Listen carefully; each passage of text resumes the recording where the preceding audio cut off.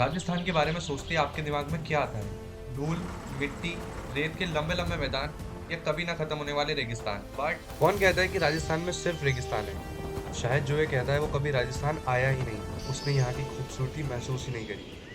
राजस्थान का एक ऐसा शहर जो अपने अंदर कई रहस्यमय कहानियों को समेटे बैठा है। इसमें हाँ, एक बार और शेर शेर राजस्थान की जमीन पर बसा एक ऐसा खूबसूरत शहर जिसे रावत भाटा के नाम से जाना जाता है। ये शहर अपने अंदर कई रहस्यमय जगहों को छुपाए बैठा है।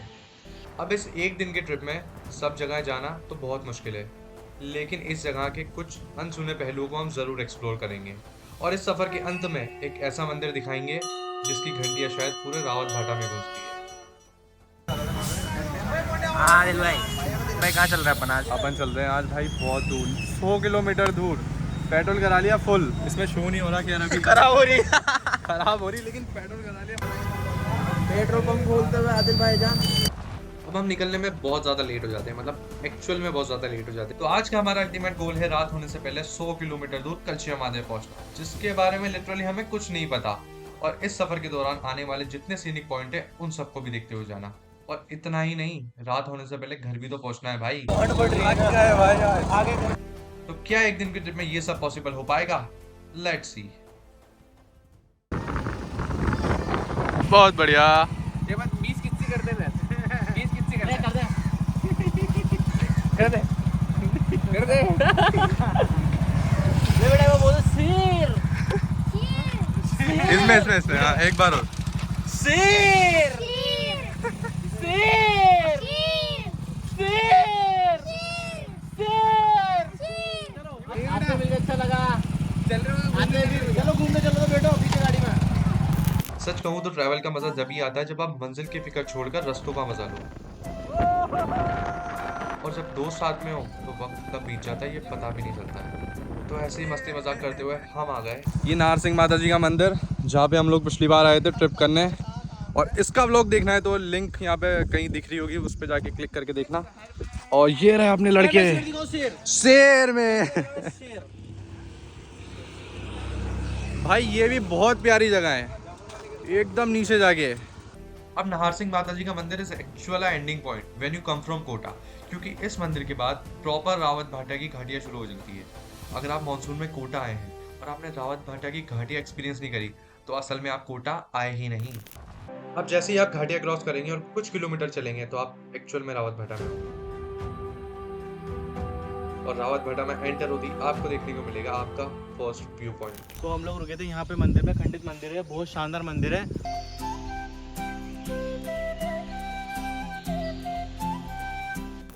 रावत भाटा के बड़ोली मंदिरों का इतिहास करीब 1000 साल पुराना है। 10वीं सदी में जब गुर्जारा प्रतिहारा साम्राज्य अपने शिखर पर था तब इन मंदिरों का निर्माण हुआ। इतना शानदार मंदिर, इतना खंडित मंदिर, बहुत प्यारा सीन है यहाँ का। इधर पूरा पानी हो रहा है और ऊपर की साइड आप देखोगे भाई इसमें इतनी सारी मछलियाँ हैं। फूड स्पा दे रही है, इतनी अच्छी अच्छी मछलियाँ इसमें। अभी हम लोग अंदर का मंदिर देखने आए, अभी हम लोग यहाँ थे।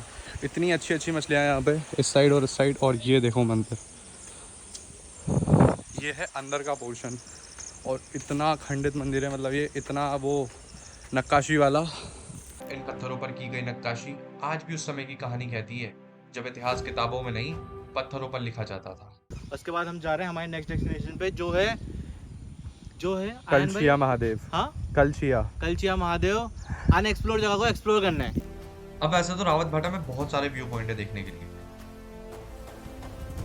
लेकिन हम व्यू पॉइंट भागा दौड़ी में इसलिए देख रहे थे क्योंकि हमें लिटरली अभी बहुत दूर जाना था और हमने अभी आधा सफर भी तय नहीं किया था।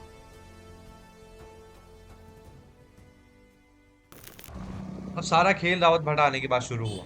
हम सातों लोगों को सिर्फ रावत भाटा तक रास्ता पता था। अब इसके बाद हमें कहाँ जाना है, कौन सा रूट पकड़ना है, लिटरली कुछ नहीं पता। पर हमें लग रहा है हम रास्ता भूल चुके हैं, रास्ता भटक चुके हैं। आई मीन यहाँ पे कोई दिख भी नहीं रहा है हम लोगों को।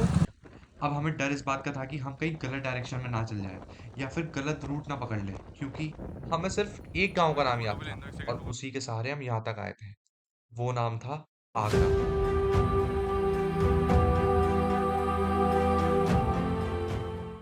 भाई हमें बहुत कॉन्फिडेंस था कि रावत भाटा जाकर आगरा गांव के बारे में किसी से भी पूछ लेंगे, लिटरली किसी से भी पूछ लेंगे और वो इजीली हमें रूट बता देगा कि भाई साहब इस रूट पे आपको जाना है।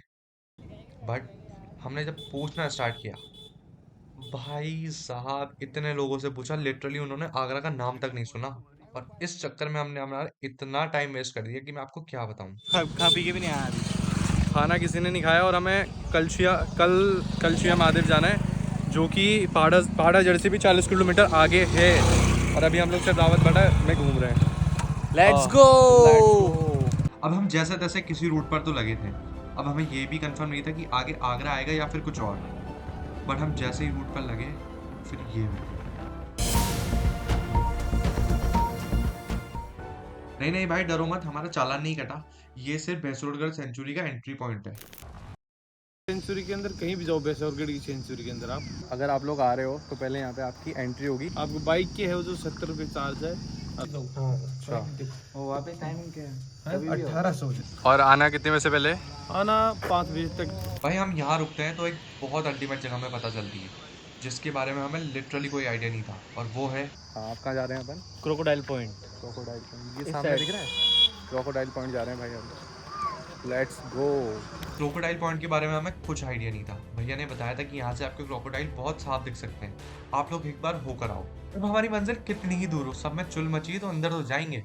बस फिर क्या था, गाड़ी मुड़ा दी अंदर। क्रोकोडाइल पॉइंट तक पहुंचने का रास्ता क्या सीनिक है भाई, मतलब इन लोगों ने क्या मेंटेन किया हुआ है इस एरिया को। और यहाँ के रोड्स भी कितने एडवेंचरस थे। निकलेगी। निकाल लो। गाड़ी कौन चला रहा है? आदिल खान। कौन? आदिल भाई। भाई बारिश के कारण यहाँ पे पानी बहुत भर चुका था, जिससे फिसलन और गड्ढे बहुत ज्यादा हो गए थे। अब हमें हर मोड़ पर गाड़ी बहुत ज्यादा संभाल के चलानी पड़ रही थी। लग गए भाई, क्या जगह है। यहाँ का आने का प्लान नहीं था हमारा। अब इन्हीं कई रास्तों के बीच छुपा था एक खूबसूरत सा क्रोकोडाइल पॉइंट। क्रोकोडाइल पॉइंट भाई। और मुझे अभी जाते जाते मतलब सामने से व्यू देखना, इतना प्यारा व्यू दिख रहा है। बस क्रोकोडाइल दिख जाए हम लोगों को वहाँ पे तो सीन शॉट हो जाएगा भाई, सच बता रहा हूँ।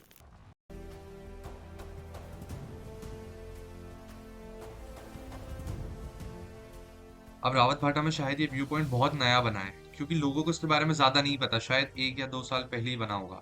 अब मगर है। अरे मगर है। अरे लगड़ा। मगर का नाश्ता बनेगा भी कुछ नहीं, थोड़ी देर बाद मगर आएगा। आऊ खा लेगा और इनको। अब भैया ने बताया था कि आपको यहाँ पे क्रोकोडाइल बहुत ईजिली दिख जाएंगे, इसलिए हम सब लोग यहाँ आए थे। बट आज क्रोकोडाइल देखने में हम बहुत अनलक्की रहे, मतलब बहुत ज़्यादा अनलक्की। हमें कहीं दूर जाकर एक क्रोकोडाइल दिखा, वो भी पानी में तैरता हुआ। क्या आपको दिख रहा है? अगर आप लोग सर्दी में आओगे तो इतने सारे क्रोकोडाइल दिखने वाले हैं आपको। क्रोकोडाइल पॉइंट अभी हम लोगों को सिर्फ 1-2 दिखे हैं। अरे मैं उठाऊं, तुम पूछोगे थोड़ी पे यार। इधर से लौटो, तुम इधर से लौटो। इधर से जाओ। इस पे लटक तो तू साहब वापस कितना लंबा है? ये करने आते हैं यहाँ पे जंगलों में। ये ये अपना बंदर ऊपर पहुंच चुका है और हम लोग को यहाँ से आगे जाना है, इसलिए हम लोग जगहों को इतना जल्दी निपटा रहे हैं, बस 1-2 मिनट में। तो अभी चलते हैं वापस, लेट्स गो। तो इन व्यू पॉइंट्स की वजह से हम मंजिल से थोड़ा भटक गए थे, तो चलो बैक ऑन द रूट आते हैं। और अगर आप वीडियो में यहाँ तक आए हो तो आपको बहुत सारा प्यार और एक छोटा सा कमेंट रावत भाटा ज़रूर करके जाना, उससे मुझे पता लग जाएगा कि आप कंटिन्यू वीडियो देख रहे हो। और अगर यहाँ तक आ ही गए हो तो आप वीडियो स्किप बिल्कुल मत करना, क्योंकि अब कहानी बहुत इंटरेस्टिंग होने वाली है। सबसे बड़ी दिक्कत हमें ये आ रही थी कि हम इतने रिमोट जगह पे जा रहे थे कि वहाँ पर नेटवर्क का नामो निशान ही नहीं था। अब हम लोकेशन का आइडिया भी लें तो किससे लें? और इस मोमेंट पे हमें बिल्कुल अंदाज़ा नहीं था कि आगे आने वाला रास्ता नहीं था, वो हमारी हिम्मत को भी आजमाने वाला। लोकेशन की हमें भनक तक नहीं थी। जिस आगरा गांव के सहारे हम जा रहे थे, ना तो हमें रास्ते में उसका एक साइन बोर्ड दिखा और ना ही यहाँ के लोकल्स को उसके बारे में पता था। कसरे महादेव जी कटिया होगा। कसरे महादेव। हाँ। अब हम रास्ते के साथ बस फ्लो होते जा रहे हैं। फिर हम लोग आपस में बात करते हैं, यार अब जंगल बहुत घना होता जा रहा है तो हमें अब मुड़ जाना चाहिए। तभी पीछे से मेरा एक दोस्त बोलता है, अयान यहाँ तक आए हैं तो महादेव लेके आए हैं, यहाँ से आगे जाएंगे तो महादेव लेके जाएंगे। और अब मुड़ने का सवाल ही पैदा नहीं होता यार, क्योंकि अब महादेव बुला रहे हैं। अब घर जाएंगे तो दर्शन करके ही जाएंगे। और ये लाइन सुनने के बाद हम सब में जो कॉन्फिडेंस आता है ओ भाई साहब, आधे से ज्यादा रास्ता तो ऑलरेडी तय कर चुके थे और गाड़ी पे बैठ के सब लोग इतना ज्यादा एग्जॉस्ट हो गए थे कि मैं आपको बता नहीं सकता। तभी आया यहाँ का एक बहुत ही प्यारा सनसेट पॉइंट, जिसे यहाँ के लोग दूधी तलाई कहते हैं। अब हमें घर पे आके पता चलता है कि दूधी तलाई से कलशिया महादेव जाने के लिए एक रास्ता जाता है, जो कि आपको प्रॉपर चल के जाना होता है। बट हमें तो उस टाइम पे पता नहीं था। जब हमने किसी लोकल से पूछा था, उसने बताया था कि एक मंदिर से इसका रास्ता जाएगा। तो बस हम उस मंदिर की तलाश में चलते जा रहे हैं, चलते जा रहे हैं और चलते ही जा रहे हैं। ओ भाई ये रोड रोड कैसे घूमे जा रहा है? रोड घूम रहा है सांप की तरह। नोकिया के फोन में जैसे सांप घूमता था ना, वैसे रोड घूम रहा है बे। अब हम जितना आगे जा रहे थे, लैंडस्केप उतने ज्यादा खूबसूरत होते जा रहे थे। ओए भाई बारिश हो रही है, क्या हो रही है उधर? बारिश हो रही है ना? और हमें कुछ अंदाजा नहीं था कि हम कोटा से कितनी दूर आ चुके हैं, क्योंकि हम इतनी ज्यादा रिमोट जगह पे आ चुके थे कि वहां पर नेटवर्क का नामो निशान तक नहीं था। भाई इसको अलग दुनिया में है, इसको अलग दुनिया में है। कहीं एलियंस के पास तो नहीं आ गए ना?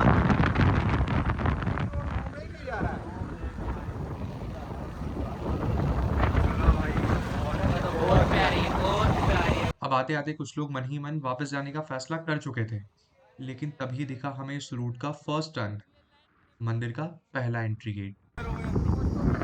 पाडाजर से कुछ मतलब 30-40 किलोमीटर आगे अब जाके ये मंदिर आया बालाजी का। यहाँ से आप लोगों को टर्न लेना है।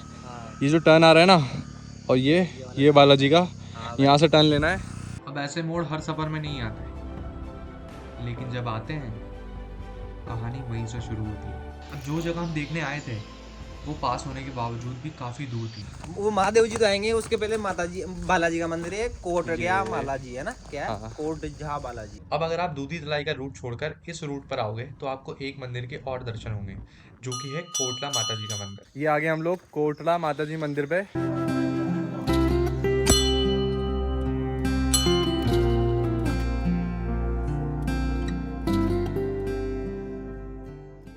अब मैं आपको प्रेफर करूंगा कि अगर आप कलशा महादेव आ रहे हो तो अपनी 2 व्हीलर से आना। अगर आप इस मंदिर तक 4 व्हीलर लेकर आओगे तो 4 व्हीलर आपको इसी मंदिर पर ड्रॉप करनी पड़ेगी, या फिर आपको पैदल चल के जाना पड़ेगा, क्योंकि आगे कई जगहों पर आपको रोड बहुत सकड़ा मिलने वाला है। अब यहाँ से अपन को कहाँ टर्न लेना है? इधर लेफ्ट। इधर लेफ्ट साइड टर्न लेना है हम लोगों को। शुरू के 100-120 किलोमीटर तो जैसे तैसे पार कर लिए, लेकिन अब सफर का सबसे खौफनाक हिस्सा शुरू होना, आखिरी के 6 किलोमीटर। और वो कहते हैं ना सांप सीढ़ी में कि 99 वाला सांप बहुत गंदा रास्ता है, तो ये 6 किलोमीटर भी कुछ वैसे ही थे। इतना घना जंगल, इतना शांत, ये राजस्थान का जंगल लग ही नहीं रहा था।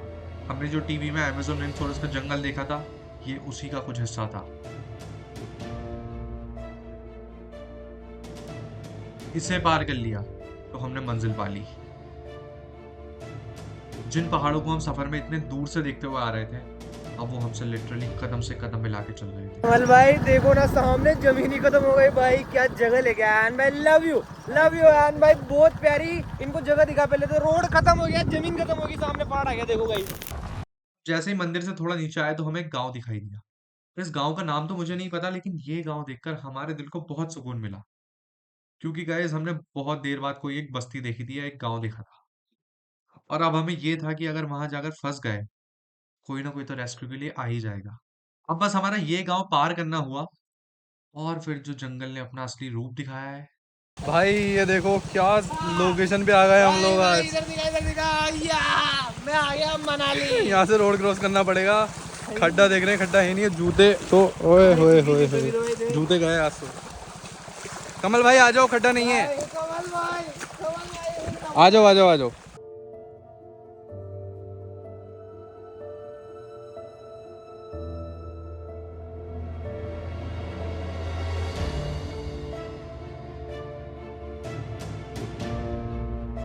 ये जंगल इतना घना था मानो पुष्पा मूवी का सेट हो। भाई साहब कुछ तो क्रेजी कर रहा है आज हमने, मतलब जिंदगी भर याद रहेगा एडवेंचर ये वाला। अरे तुषार भाई लाइफ टाइम मर जाऊंगा उसके बाद भी याद रहेगा मुझे तो। तुम जंगल को जितना ज्यादा घना समझ सकते हो, ये जंगल उससे ज्यादा घना और डरावना भाई था। यहाँ के पेड़ ही ऐसे लग रहे हैं कम से कम 100-200 साल पुराने। अब हर मोड़ के बाद एक नया रास्ता आ रहा था, जैसे कलशिया महादेव अपने आप को छुपाए हुए हैं। अब लेकिन आखिरी मोड़ के बाद एक आवाज़ सुनाई दी, जैसे पानी की आवाज़ हो। हमने कदम बढ़ाए, आवाज़ तेज हुई। हमने और कदम बढ़ाए, आवाज और तेज हुई। हमने और कदम बढ़ाए। आवाज हद से ज्यादा तेज हुई। और अब ये आवाज वही थी जिसका आप और मैं मिलकर बेसब्री से इंतजार कर रहे थे। ये था कलशिया महादेव मंदिर। जागो रे, देखो रे, दुनिया ये देखो रे। ना ना ना ना ना ना ना ना ना ना। ना ना ना ना ना ना ना ना ना ना। दा दा दा दा दा।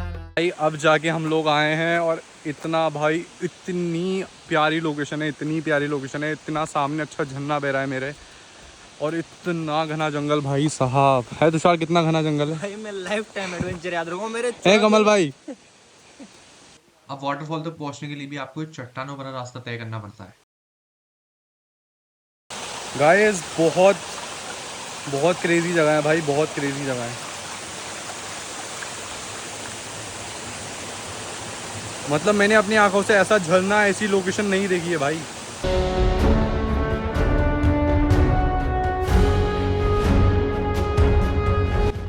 अब यहाँ तक पहुंचने के लिए हमने क्या क्या नहीं पार किया।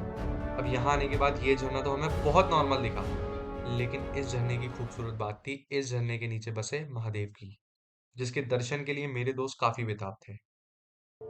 अब ना रोड था ना जंगल, अब सफर था पानी का। 10 कदम दूर। अब लेकिन 10 कदम हो या 1000 कदम, पानी का रिस्क तो आप समझ ही सकते थे। तभी मेरा दोस्त बोलता है कि यहाँ आने के बाद महादेव हमारी परीक्षा ले रहे हैं कि तू यहाँ तक आ गया और 10 कदम दूर दर्शन को नहीं आ सकता। तभी हम हमारे चंबल के तैराक निखिल भाई को पानी की गहराई जानने के लिए उतारते हैं।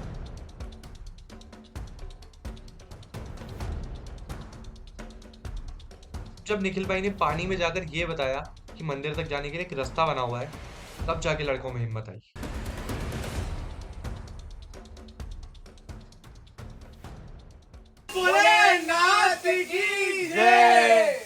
अब जैसे हिंदी फिल्मों में अंत में सब सही हो जाता है, तो इसी तरह महादेव ने इतनी कठिनाइयों के बाद इन्हें अपने दर्शन के लिए बुला ही लिया।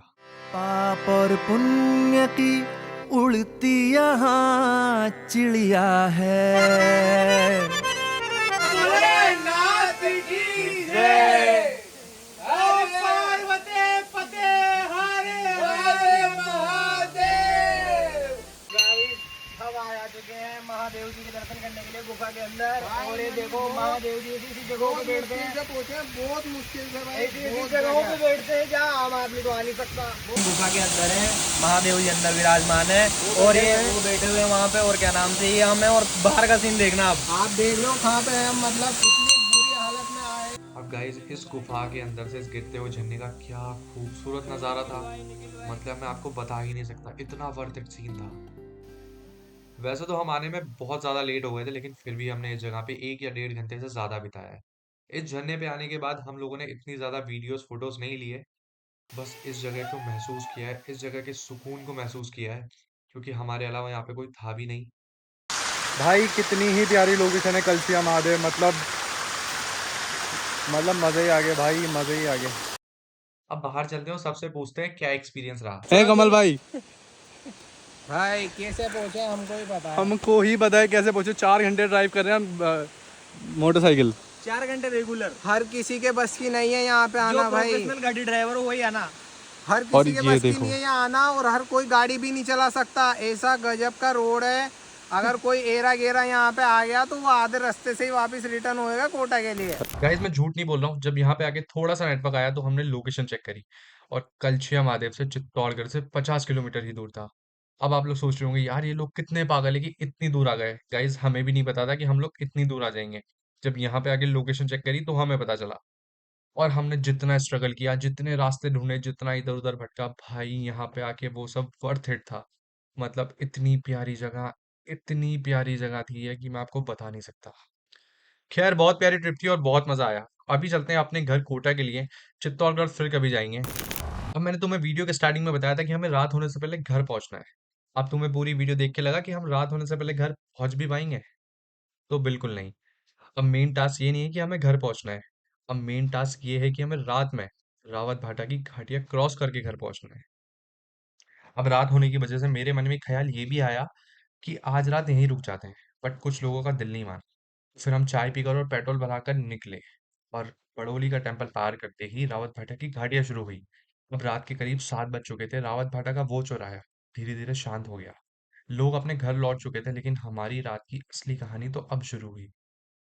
सामने थी रावत भाटा की वो सुनसान घाटियां, जहां ना कोई स्ट्रीट लाइट थी, ना कोई गाड़ी, बस अंधेरा और हमारी बाइक की हल्की सी रोशनी। तभी दूर सड़क पर कुछ हलचल दिखी। हमें लगा कुछ शायद पत्थर होगा या पेड़ हिल रहे होंगे। मतलब हमारे मन में कुछ नहीं आया।